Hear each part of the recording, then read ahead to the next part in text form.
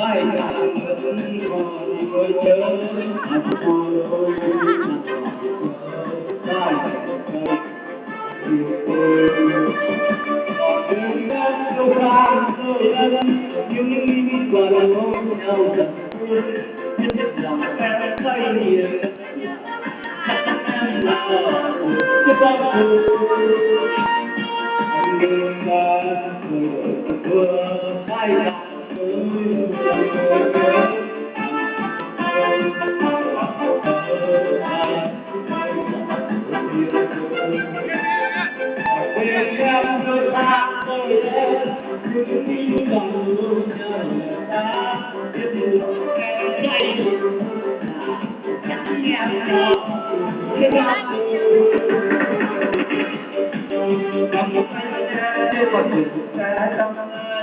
không hoa chỉ nắng có bay một màu cây đã